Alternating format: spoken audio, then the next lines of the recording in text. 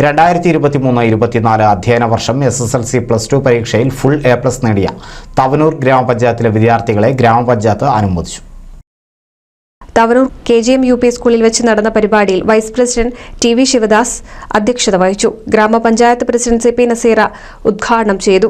ഇതിന്റെ തുടക്കം എവിടുന്നാണ്? 1ാം ക്ലാസ് മുതൽ അല്ലെങ്കിൽ LKG മുതൽ നമ്മുടെ ഈ 10ാം ക്ലാസ് വരെ നമ്മുടെ മക്കൾ എത്തുന്നത് വരെയുള്ള നമ്മുടെ മനസ്സമാധാനം, ഓരോ രക്ഷിതാവിൻ്റെയും മനസ്സമാധാനക്കേടാണ് കുട്ടികൾ പഠിക്കണം എന്നുള്ളത്.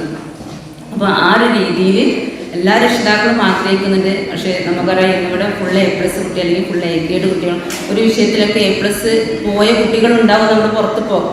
കാരണം അവരൊന്നും ടോപ്പേഴ്സ് അല്ലാന്നല്ല, അവരും പഠിച്ചിട്ട് തന്നെയാണ് അത്രയും മാർക്ക് നേടിയിട്ടുള്ളത്. വികസനകാര്യ standing committee chairperson PS Dhanalakshmi, ക്ഷേമകാര്യ standing committee chairman AP Vimal, ആരോഗ്യ വിദ്യാഭ്യാസ standing committee chairperson K Lisha, Ponnani block panchayat member K Sheeja, ഗ്രാമപഞ്ചായത്ത് member Abdulla Ammayath, R Rajesh, P Surendran എന്നിവർ സംസാരിച്ചു. തുടർന്ന് വിദ്യാർത്ഥികൾക്ക് ഉപഹാരങ്ങൾ നൽകി അനുമോദിച്ചു. ചടങ്ങിൽ കുറ്റിപ്പുറം പോലീസ് സ്റ്റേഷനിൽ നിന്നും സബ് ഇൻസ്പെക്ടർ തസ്തികയിൽ വിരമിച്ച ജനകീയനായ പോലീസ് ഉദ്യോഗസ്ഥൻ MV വാസുണിയെ ആദരിച്ചു. 2024 നീറ്റ് പരീക്ഷയിൽ അഖിലേന്ത്യാ അടിസ്ഥാനത്തിൽ മികച്ച റാങ്ക് നേടിയ ഐഷ നാസറിനെ അനുമോദിച്ചു. NCV news, Thavanur.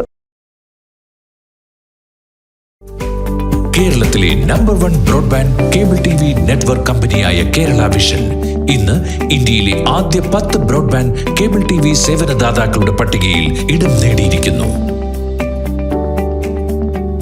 Vision success, ആഘോഷിക്കാം ഈ അഭിമാന നേട്ടം.